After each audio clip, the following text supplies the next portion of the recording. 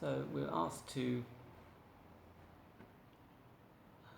find relations connecting x1, y1 and x2, y2 to the angles between those vectors and the lengths of those vectors.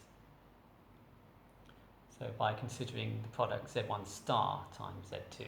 Okay, so z1 star is this. So, okay, well obviously the first step is just to multiply these things out. So we end up with a real part of x1 times x2. We've got minus I times plus I, so we get x1 times x2 plus y1 times y2. And the imaginary part gives us y2 times x1 minus x2 times y1.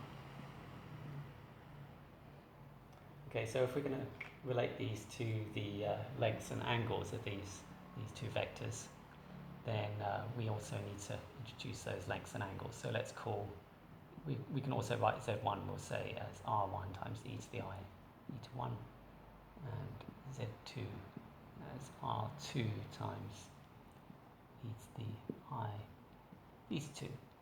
So z1 star times z2 will be r1 times r2 times e to the I theta 2 minus theta 1.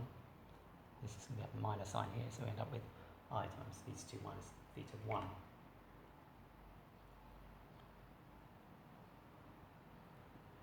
Okay, so if we now take, as the question suggests, we take the real and imaginary parts, the real part, so taking the real part of this and equating it to the real part of this, we end up with x1, x2 plus y1, y2 is equal to the real part of this, which is r1, r2 times cos of theta 2 minus theta 1. And the imaginary part of this, we end up with x1, y2 minus x2, y1 is equal to r1, r2 times sine of theta 2 minus theta 1. Now the question then asks you to comment. So what interesting things do we notice? Well, this might possibly ring a bell. x1 times x2 plus y1 times y2. The clue is that we're asking about the angle between the vectors. So the dot product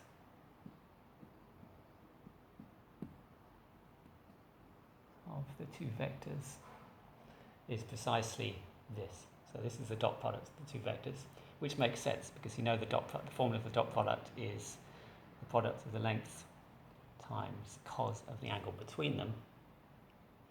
And this is the cross product. Normally you don't think about cross products of two-dimensional vectors, but if you work out, let's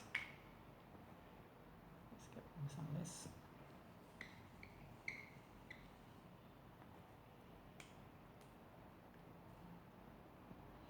The cross product of the three-dimensional vectors,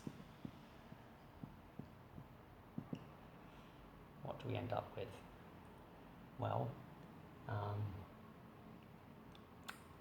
we get 0, 0 here, and we get a vector which is given by x1, y2 minus x2, y1, which is precisely what we have here.